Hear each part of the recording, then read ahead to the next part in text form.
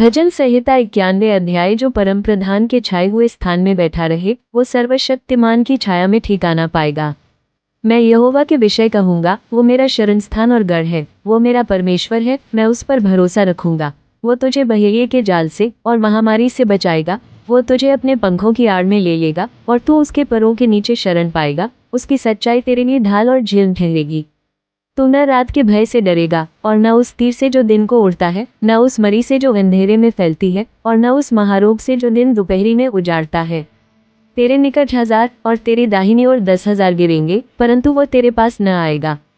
परंतु तू अपनी आंखों से दृष्टि करेगा और दुष्टों के अंत को देखेगा।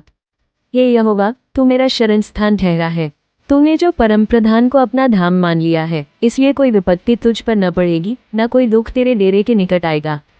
क्योंकि वो अपने दूतों को तेरे निमित्त आज्ञा देगा कि जहाँ कहीं तू जाए वे तेरी रक्षा करें। वे तुझको हाथों हाथ उठा लेंगे, ऐसा न हो कि तेरे पांवों में पत्थर से ठेस लगे। तू सिंह और नाग को कुचलेगा, तू जवान सिंह और अजगर को लताड़ेगा। उसने जो मुझसे स्नेह किया है, इसलिए मैं उसको छुड़ाऊंगा। मैं उसको ऊंचे स्थान पर रखूंगा, क्योंकि उसने मेरे नाम को जान लिया है। जब वो मुझको पुकारे, तब मैं उसकी सुनूंगा। संकट में मैं उसके संग रहूंगा, मैं उसको बचाकर उसकी महिमा बढ़ाऊंगा। मैं उसको दीर्घायु से तृप्त करूंगा और अपने किए हुए उद्धार का दर्शन दिखाऊंगा। भजन संहिता 23 अध्याय। यहोवा मेरा चरवाहा है, मुझे कुछ घटी न होगी। वो मुझे हरी हरी चराइयों में बैठाता है, वो मुझे सुखदाई जल के झरने के पास ले चलता है, वो मेरे जी में जी ले आता है। धर्म के मार्गों में वो अपने नाम के निमित्त मेरी अगुवाई करता है। चाहे मैं घोर अंधकार से भरी हुई तराई में होकर चलूं, तो भी हानि से न डरूंगा, क्योंकि तू मेरे साथ रहता है। तेरे सोंटे और तेरी लाठी से मुझे शांति मिलती है।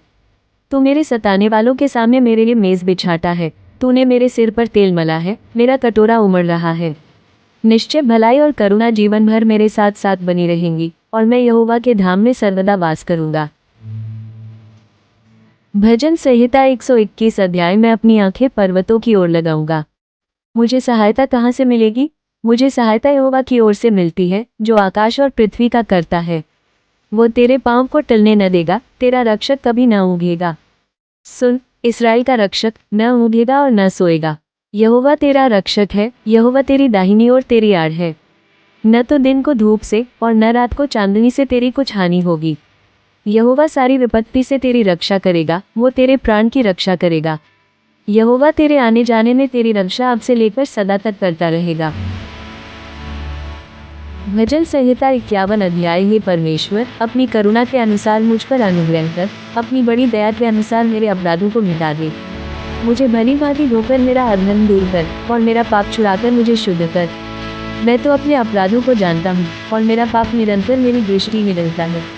मैंने केवल तेरे ही विरुद्ध पाप किया और जो तेरी दृष्टि में बुरा है वही किया है, ताकि तू बोलने में धर्मी और न्याय करने में निष्कलंक ठहरे। देख, मैं अधर्म के साथ उत्पन्न हुआ और पाप के साथ अपनी माता के गर्भ में पड़ा। देख, तू हृदय की सच्चाई से प्रसन्न होता है और मेरे मन ही में ज्ञान सिखाएगा। जूफा से मुझे शुद्ध कर, तो मैं पवित्र हो जाऊंगा। मुझे धो और मैं हिम से भी अधिक श्वेत बनूंगा। मुझे हर्ष और आनंद की बातें सुना, जिससे जो हड्डियां तूने तोड़ डाली हैं वे मगन हो जाएं। अपना मुख मेरे पापों की ओर से फेर ले और मेरे सारे अधर्म के कामों को मिटा डाल। हे परमेश्वर, मेरे अंदर शुद्ध मन उत्पन्न कर और मेरे भीतर स्थिर आत्मा नए सिरे से उत्पन्न कर। मुझे अपने सामने से निकाल न दे और अपने पवित्र आत्मा को मुझसे अलग न कर। अपने किए हुए उद्धार का हर्ष मुझे फिर से दे और उदार आत्मा देकर मुझे संभाल। तब मैं अपराधियों को तेरा मार्ग सिखाऊंगा और पापी तेरी ओर फिरेंगे। हे परमेश्वर, हे मेरे उद्धारकर्ता परमेश्वर, मुझे हत्या के अपराध से छुड़ा ले, तब मैं तेरे धर्म का जय जयकार करने पाऊंगा। हे प्रभु, मेरा मुंह खोल दे, तब मैं तेरा गुणानुवाद कर सकूंगा। क्योंकि तू मेलबली से प्रसन्न नहीं होता, नहीं तो मैं देता। होमबलि से भी तू प्रसन्न नहीं होता। टूटा मन परमेश्वर के योग्य बलिदान है। हे परमेश्वर, तू टूटे और पिसे हुए मन को तुच्छ नहीं जानता। प्रसन्न होकर सियोन की भलाई कर, यरूशलेम की शहरपनाह को तू बना। तब तू धर्म के बलिदानों से अर्थात सर्वांग पशुओं के होमबलि से प्रसन्न होगा। तब लोग तेरी वेदी पर बैल चढ़ाएंगे।